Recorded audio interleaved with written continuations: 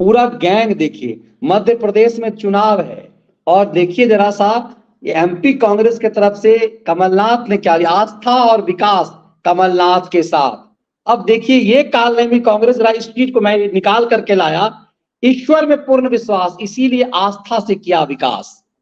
जरा मुझे लगता है इसको बहुत गंभीरता से देखना चाहिए, जो मध्य कमलनाथ लेकर के आए। महाकाल मंदिर विकास इन्होंने किया, शिप्रा की सफाई की, हनुमान चालीसा का आयोजन किया, सर्किट निर्माण किया, हनुमान मंदिर का निर्माण, 1000 प्लस गौशाला, ओंकारेश्वर मंदिर विकास, राम वनगमन, नर्मदा।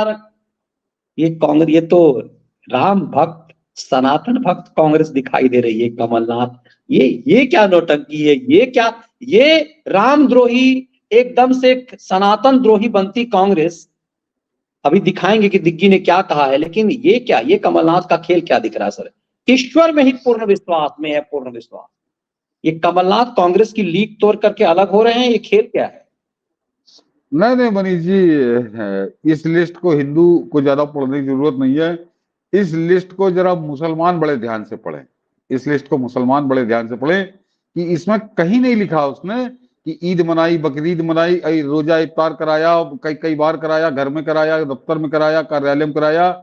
कहीं कब कब उसने दोपल्ली टोपी लगाई गोल वाली जालीदार, ये कहीं नहीं लिखा है। तो इसने ये जो लिस्ट है दिखाने वाली, ये बता रही कि कांग्रेस ने कहा कि तुम अपनी औकात में रहो, वोट तो हमको जहां से मिलना है हम उन्हीं की जय जयकार करेंगे, उन्हीं के मक्खन लगाएंगे, तुम्हारा हम जिक्र भी नहीं करेंगे। तो ये जरा मुसलमान पहले इसको ध्यान से पढ़ें। और बाकी काल नैनी और मारीच के अवतार हैं, ये मैंने बताया ना, विभीषण का वंश कह सकते हैं। यह केवल मौके पे अपनी, अब इनको मालूम है कि प्राण इसी से बचेंगे, भगवान राम का ही नाम लेने से बचेंगे। लेकिन भगवान राम मर्यादा पुरुषोत्तम है, दयालु हैं, लेकिन मूर्ख नहीं है। उनको मालूम है कि कौन दोस्त है, कौन दुश्मन है, कौन भक्त है और कौन राक्षस है, उनको अच्छे से मालूम है। अभी फैसला हो जाएगा मनी, तो पिछले 2014 से फैसला हो ही रहा, अभी फिर हो जाएगा। सर बात यहीं तक नहीं गई, कमलनाथ तक ही नहीं गई। ये कन्हैया कुमार ने कहा कुछ कि पाकिस्तान में हिंदू खतरे में नहीं है, लेकिन भक्तों की माने तो भारत का हिंदू खतरे में। एक भ्रम यह भी फैलाया जा रहा है कि पाकिस्तान में हिंदू खतरे में नहीं है, अफगानिस्तान में हिंदू खतरे में नहीं है, बांग्लादेश में हिंदू खतरे, मतलब क्या शब्द इसके लिए निकालूं? ये चिरकुट यदि बेगूसराय का है, थोड़ा सा हिस्सा यदि अलग पड़ता तो बांग्लादेश में पड़ता। मेरे कई साथी हैं जिनके पूर्वज बांग्लादेश से हैं, बंगाली हैं कई, जो बांग्लादेश से आए, पूर्वी बंगाल से। उनसे पूछो कि उनका क्या हाल हुआ। और इसीलिए किसी ने जवाब, मेजर सुरेंद्र पूनिया जी ने जवाब दिया है कि लाल सलाम अब्दुल कुमार, पाकिस्तान में हिंदू खतरे में नहीं है। फिर 1947 में जो 22% थे, वो 2030 में 2% कैसे रह गए? 2% इन्होंने ज्यादा लिख दिया है। आज की तारीख में 1% भी नहीं है। अब इतना ही नहीं, जरा इस पे आएंगे, उसके जरा प्रियंका वाड्रा का देख लीजिए। प्रियंका ने भी पूरा भजन गाया है, असत्य पर, अन्याय पर, अत्याचार पर। मुझे नहीं लग रहा कभी इन लोगों के इस तरह के ट्वीट आते होंगे। लड़ाई लंबी चल सकती है, लेकिन युद्ध का अंत सत्य और न्याय के पक्ष में होगा। विजयदशमी में ही लोगों को सर्वोत्तम रास्ता दिखाया जाएगा। ये बदला हुआ कांग्रेस कुछ क्षण तो काम किया, लेकिन कुछ ही देर बाद सर दिग्विजय सिंह सामने आए और अब बता दिया कि तुम सब सियार हो। जरा दिग्गी को सुनिए कि किस तरह से कन्या पूजन का जो अपमान किया। बदर कमल कर तो रहे थे शिवराज सिंह का अपमान, लेकिन सनातन आस्था का जो अपमान करके पूरे कांग्रेस को मुख्यमंत्री की तो बात मत करो। इससे बड़ा मैं समझता हूं कि झूठा और नाटक नौटंकी वाला करने वाला मुख्यमंत्री मैंने नहीं देखा, व्यक्ति मैंने नहीं देखा। अब तो नरेंद्र मोदी जी भी इससे खतरा महसूस कर रहे हैं। कितना बड़ा नौटंकी, हमसे बड़ा नौटंकबाज कैसे हो गया ये? मुझे कहते हुए बहुत दर्द है और पीड़ा है। बेटियों की पूजा ये सनातन संस्कार है और पूरा देश कल बेटियों की पूजा कर रहा था। बेटियों के पांव पखारे जा रहे थे, कन्या भोज किए जा रहे थे। मैंने भी बेटियों की पूजा की। हाँ, मैं तो रोज बेटियों की पूजा करता हूं, लेकिन बेटियों की पूजा को आप नाटक नौटंकी कहते हैं। आप जैसी घटिया सोच वाले बेटी की पूजा और बेटियों का सम्मान सहन नहीं कर पाते। ये आपके संस्कार होंगे दिग्विजय सिंह जी, लेकिन मैं तो रोज बेटियों की पूजा करता हूं और बेटियों की पूजा करता रहूंगा, बहनों की पूजा करता रहूंगा, क्योंकि बहन और बेटियों के प्रति समाज में और सकारात्मक सोच बने, उनका सम्मान और बढ़े। आपने सर सुना होगा शिवराज सिंह 20 साल से, लगभग 20 साल से चीफ मिनिस्टर हैं, फिर भी आप कह रहे हैं, लेकिन दिग्विजय सिंह मध्य प्रदेश के 20 साल से ज्यादा समय, लगभग समय से चीफ मिनिस्टर है। शिवराज सिंह को तू तराक करके घरेलू नौकर शब्द की तरह से बातचीत कर रहा है। इस बदतमीजी के क्या मायने हैं? और ये लगातार जूता खाते हुए हार, पब्लिक से हार हो रही है, ये अपना सीट भी नहीं बचा पाया है। इन लोगों को क्या जनता जो जूता मार रही है, अपने आप को राजा समझता है।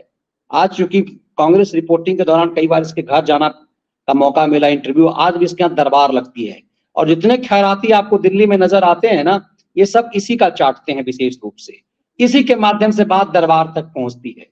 तो जो ढोंग वहां से शुरू हुआ, सनातनी कमलनाथ का, प्रियंका वाड्रा का या सोनिया गांधी का, उस सबको एक तरह से दिग्गी ने नग्न कर दिया कि कांग्रेस का असली चरित्र क्या है। नहीं मनीष जी, सोनिया, प्रियंका, राहुल, इनको तो छोड़ दिए, इन पे तो अभी बाद में आऊंगा। इसके जो हिंदू वाले बोला है, इसने आज इस पूरे घमंडिया गैंग के कपड़े एक बार फिर उतार दिए। इसने घमंडिया गैंग को नंगा कर दिया मनीष जी। जो मैं बार बार कहता हूं कि ये सामंतवादी सोच के लोग हैं, ये पिछड़े दलित की बात करते हैं। जो घमंडिया गैंग जाति जाति बोला था, जो नीतीश कुमार और तेजस्वी यादव, अखिलेश यादव, स्टालिन और ममता, उन सबका एजेंडा क्या है, असली एजेंडा क्या है, इसको आज नंगा कर दिया दिग्विजय सिंह ने। आपने बिल्कुल सही पकड़ा मनीष जी। मैंने ट्विटर पर देखा था, मुझको वो भाषा ही चुभी थी, क्योंकि ये जितने साल मुख्यमंत्री रहा है दिग्विजय सिंह, इससे दुगने समय से शिवराज सिंह मुख्यमंत्री हैं, लेकिन ये इस तरह की भाषा क्यों इस्तेमाल कर रहा था? अब बताता हूं मनीष जी। ये जो जात की बात करता है ना, इनको एक पिछड़ा बर्दाश्त नहीं हो रहा। ये भाजपा इस वीडियो को एक एक शहर गांव गांव पहुंचाना चाहिए, क्योंकि ये ठाकुर, और वो भी रजवाड़े का ठाकुर, इसको एक पिछड़े गरीब घर का आदमी, जब जात का पिछड़ा है, उसको अगर वो मुख्यमंत्री हो गया तो ये कितने अपमानजनक ढंग से, भद्दे ढंग से अपमानित करते हुए उसको बात कर रहा है। ये बहुत बड़ा मुद्दा है मनीष जी चुनाव का, कैसे भाजपा बनाती है। और ये इसने घमंडिया गैंग को नंगा कर दिया। ये वही लोग हैं, इनको इसीलिए नरेंद्र मोदी नाम का आदमी बर्दाश्त नहीं है, क्योंकि वो तो शिवराज सिंह चौहान से भी ज्यादा गरीब पृष्ठभूमि से आए, गरीब परिवार से आए। तो ये ठाकुर, वो अपने आप को पंडित बताता है, ब्राह्मण, राहुल गांधी जिसकी ये चमचागिरी करते हैं। तो ये सवर्ण जो तथाकथित सामंती सोच वाले, बड़े पैसे वाले, को एक तरह से रजवाड़े थे, उनको ये बर्दाश्त ही नहीं हो रहा कि चाहे देश के प्रधानमंत्री के पद पे एक पिछड़ा बैठे जिसका नाम नरेंद्र मोदी है, या मध्य प्रदेश की कुर्सी पर एक पिछड़ा बैठा है, और अगर वो बैठ जाता है तो कैसे नरेंद्र मोदी गाली बकते हैं, सब देखते हैं। और इस दिग्विजय सिंह ने आज किस तरह से अपमानित किया है शिवराज सिंह चौहान को। तो ये सोचिए कि ये एक रजवाड़े का राजपूत, वो एक पिछड़े मुख्यमंत्री को किस तरह से अपमानित करता है। इसको बर्दाश्त नहीं है। ये आदमी इतनी सम्मानित जगह पे कैसे, अरे तुम्हारे बाप की वजह से नहीं बैठा दिग्विजय सिंह, वो शिवराज सिंह चौहान, वो 20 साल से इस देश की, उस मध्य प्रदेश की जनता उसको बैठा रही है। कोई तुम्हारे बाप दादों की वजह से शिवराज सिंह आज वहां मुख्यमंत्री नहीं है। तुम मानो ना मानो, तुमको तो उसने कौड़ी का 3 बना दिया। तुम वहां चुनाव लड़ने की हैसियत में नहीं हो। चुनाव लड़े थे भोपाल से, तुम्हारा मुंह काला कर दिया था एक अनजान महिला ने, जिसका नाम है साध्वी प्रज्ञा। तुम्हारी औकात उस साध्वी प्रज्ञा ने बता दी थी, और तुम भोपाल से लड़े थे जहां तुम 10 साल पहले मुख्यमंत्री रह चुके थे। तो तुम्हें तिलमिलाहट उस बात की है, तुम्हारी खिसियाहट उस बात की है, तुम्हारी खींच उस बात की है कि एक पिछड़ा तुमको बिल्कुल तुम्हारी औकात बता रहा है कि तुम्हारी हैसियत क्या है राजनीतिक। इसलिए तुम आज शिवराज सिंह चौहान को गाली वाले देने अंदाज में, अपमानजनक अंदाज में बात कर रहे थे। यह आदमी मनीष जी मां का दूर था। मैंने कहा ना, ये बिल्कुल इसने घमंडिया गैंग को नंगा कर दिया कि घमंडिया गैंग, एक वो पिछड़ा बैठा है प्रधानमंत्री कुर्सी पे, उसको गाली बकते हैं, और एक अब जब सामने आया मध्य प्रदेश तो उस पिछड़े को ये गाली बक रहे हैं। तो इनके मन में कितना जहर भरा हुआ है, जाति जहर भरा हुआ है, जाति श्रेष्ठता इनके अंदर भरी हुई है, जातीय दंभ के कैसा जहर इनके अंदर भरा हुआ है। इसका आज दिग्विजय सिंह ने नग्न प्रदर्शन किया है, और इसको लोग समझें। और खासकर जो पिछड़े, जिनका ये ठेकेदार बनने की कोशिश करता है, वो जरा समझें ठीक से कि किस तरह से पिछड़ों के मन में इन सवर्णों के, जो तथाकथित बड़े ऊंचे पद पे बैठे हैं, रजवाड़े से आए हैं, जमींदारों के घर से आए हैं, उनके मन में कितना जहर भरा हुआ है उसका नंगा नाच आज दिग्विजय सिंह ने किया है। जिस तरह से उसने अपमानित करने वाली भाषा में शिवराज सिंह चौहान को संबोधित किया है। और ये तो मनीष जी मैंने कहा ना कि ये केवल जो 40 मिनट की 40 सेकंड की क्लिप है, ये बहुत बड़ा मुद्दा होनी चाहिए मध्य प्रदेश के चुनाव में। एक एक गांव में जानी चाहिए कि ये आदमी किस तरह से अपमानित कर रहा है, जिसके बाप दादों ने सैकड़ों साल यहाँ पे आदमी को आदमी नहीं समझा, जानवरों की तरह उनको किया। रजवाड़ा चलता था, अंग्रेजों की गुलामी करते थे। इसका इतिहास उठा देखिए मनीष जी, ये खींची राजपूत है जो एक तरह से पेशेवर थे कि पैसा लेके लड़ते थे। ये उस खींची खानदान पे किसी दिन हम लोग बात करेंगे, उसका पूरा इतिहास है। एक अंग्रेज लिख के गया है कि इसके बाप दादे क्या करते थे, लेकिन उस पर बात किसी और दिन। तो वो जो थे, वो जिस तरह से आम आदमी को, गरीब आदमी को, दलित को, पिछड़े को डंडों से हाँकते थे, ये आज भी उनकी औकात वही समझता है। भले वो मुख्यमंत्री की कुर्सी पे बैठा हो पिछड़ा, ये आदमी उसको अपमानित करने में कतई शर्म नहीं महसूस करता, पूरी बेशर्मी और बदतमीजी से उसको अपमानित करता है। आज इसने बिल्कुल साफ उदाहरण दिया है मनीष जी, बिल्कुल साफ। इसीलिए मुझे चुभन हुई, मैंने जब इसे देखा तो मुझे लगा कि भाषा कैसा इस्तेमाल करे दिग्विजय सिंह। और मनीष जी, इसने खाली शिवराज सिंह चौहान को नहीं किया, इसने उसी में उस पिछड़े प्रधानमंत्री को भी, जो प्रधानमंत्री इस देश को विश्व गुरु बनाने के राह पे ले जा रहा है, इसने गाली इनको भी दी। इसने क्या कहा आखिर में, इसका आखिरी सेंटेंस जरा सुनिए कि वो प्रधानमंत्री कह रहा है कि ये तो मुझसे बड़ा नौटंकीबाज है। यानी प्रधानमंत्री मोदी नौटंकीबाज, और ये कह रहा है कि वो प्रधानमंत्री कह रहा है कि ये शिवराज तो मुझसे बड़ा नौटंकीबाज। तो अब जरा सोच लीजिए कि ये उनको भी नहीं बख्श रहा, ये उनको भी इसी सेंटेंस में उसने निपटा दिया, क्योंकि दोनों पिछड़े हैं। तो इसको बर्दाश्त नहीं हो रहा कि कैसे होगा ये कितने जाति दंभ के जहर से भरे हुए लोग हैं। ये आज इसने दोबारा प्रदर्शित किया, और घमंडिया गैंग का ही यही चरित्र है। तो इसको लोग समझें।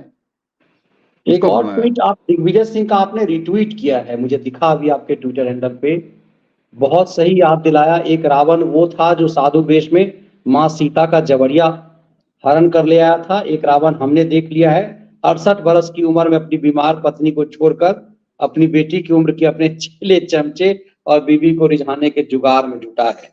दिग्गी ने शायद ये कमेंट जो किया है उस पर आपका ट्वीट जवाब था, वो मुझे नजर आया। त्रेता युग में रावण के 10 चेहरे थे, महाभारत में कौरवों की संख्या 100 थी। इस कलयुग में हजारों लाखों चेहरों और जुबानों में रावण है, कहीं प्रत्यक्ष कहीं अप्रत्यक्ष।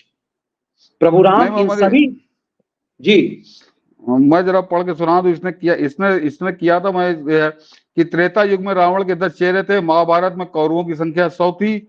इस कलयुग में हजारों लाखों चेहरों और जुबानों में रावण है, कहीं प्रत्यक्ष कहीं अप्रत्यक्ष। प्रभु राम इन सभी अदृश्य रावणों का संहार करें, धरती को कुशासन और कपट के पाप काल से मुक्त करें। विजयादशमी की शुभकामनाएं।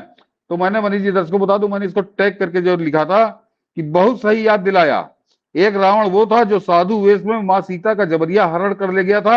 एक रावण हमने भी देखा है जो 68 वर्ष की उम्र में अपनी बीमार पत्नी को छोड़कर अपनी बेटी की उम्र की अपने चेले चमचे की बीवी रिझाने के जुगाड़ में जुटा हुआ था। अपनी बीवी के मरते ही उसको ले उड़ा। तो इसको याद आ गया होगा कि मैं किस रावण की बात कर रहा हूँ। वो रावण कम से कम वो आया था तो वो छीना झपटी करके भागा था। वो कम से कम विश्वासघाती नहीं था कि वो अपने किसी चेले की बीवी को लेके नहीं भागा था। वो भगवान राम से लड़ने आया था। वो किसी अपने चमचे, अपने चेले जो तुम्हारे पैर छूता था, तुम्हारे गुलामी करता था, उसकी वो बीवी को लेकर नहीं उड़ा था। तो दिग्विजय सिंह को समझ में आ गया होगा कि मैं किस रावण की क्या बात कर रहा हूं।